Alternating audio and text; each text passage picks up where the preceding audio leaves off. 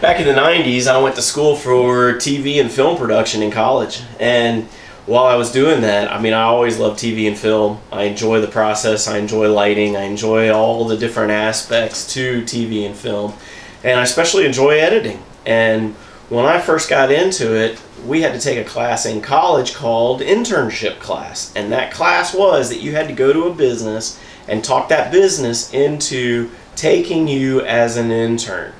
Now, up until that point, every internship was free. You would do it for free, and the guy that you worked for would have to fill out some paperwork every week to send in to your teacher about how you were doing in your internship. Well, if you know anything about me, I don't like to work for free. I like to make money if I'm doing something. So I thought, I'm not going to work for free. I'm going to get an internship, and I'm going to get paid doing it. So I went to this company that I wanted to work for, as they had brand new nonlinear editing systems. And this was back in 1993 when nonlinear editing systems flat didn't exist. They were literally beta testing. They weren't out yet. You couldn't buy them.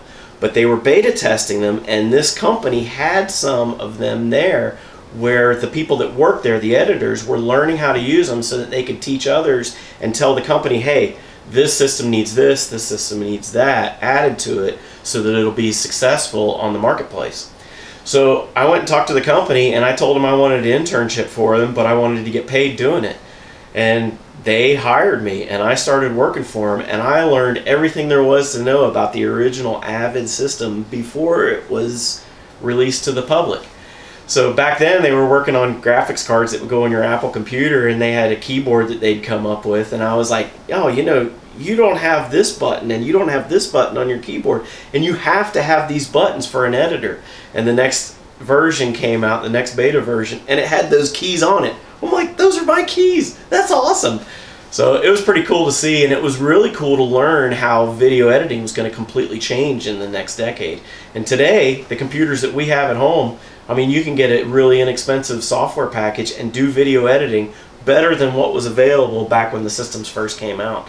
And it's just remarkable what you can accomplish now with the modern editing systems with hardly any cash involved. So if you want to learn, there are so many systems out there that you can get for cheap. I use Vegas Studio for years and years, and I got it on Amazon for like 29 bucks when they had a big blowout sale on it.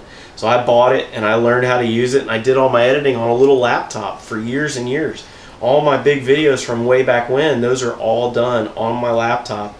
And the computer was so slow that I literally would have to go through frame by frame to figure out where I wanted to edit, because it would just lag so bad because the video cards couldn't handle the HD content that I was doing at the time. So you can learn from anything, you just have to set your mind to it and go after it. And just because everybody else does something like work an internship job for free doesn't mean you have to.